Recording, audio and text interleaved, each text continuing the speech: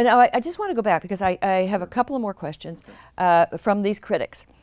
The family structure denialists, and they say, well, look at Europe. In Europe, you know, here you are encouraging marriage because you say there'll be all of these unfortunate consequences. But in Europe, marriage is, all over the world, it's, you know, increasingly less popular than it once was, or less common than it once was, but especially in Western Europe, it's becoming the norm. In France, I think, to have children out of wedlock. They don't appear to be suffering the social consequences. So maybe you're looking in the wrong place. Maybe we should be, you know, using, you know, getting the same social programs they have, and that would solve the problem. Well, it's certainly the case that a generous safety net, you know, can be helpful in minimizing, you know, any kind of economic impacts of single parenthood.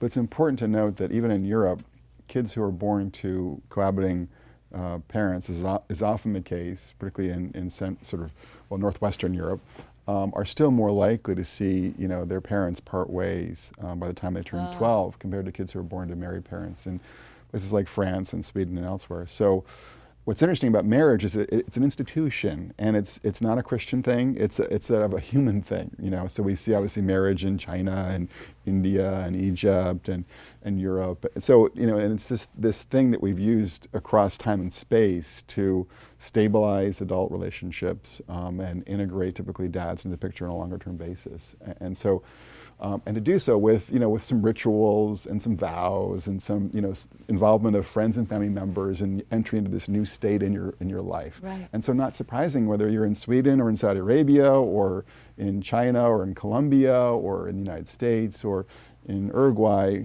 you would tend to see more stability in families that are formed around marriage than families that are formed around other arrangements. I think that's an important... Just the way you described it, so you see it as some sort of essential to a kind of, or a critical part of the human ecosystem.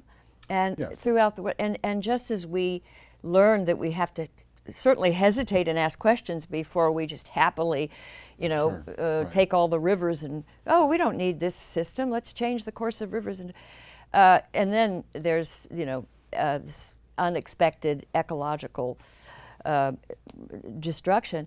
This can happen when human beings are too casual about dispensing with a tradition, an institution, and so that's how you sort of how you... It's obviously a kind of a Burkean view to some extent, but I mean the bigger point here simply is that there's a human ecology out there, and that, you know, when that human ecology breaks down, either at the family level or at the neighborhood level, as we've seen in many, you know, low-income communities here in the United States, for instance, you know, kids pay a big price for that. And it looks like particularly boys pay a big price when the neighborhood is dysfunctional, when the families aren't being formed around two parents, et cetera. So yeah, there's I think an environmental piece to this that's important to be attentive to.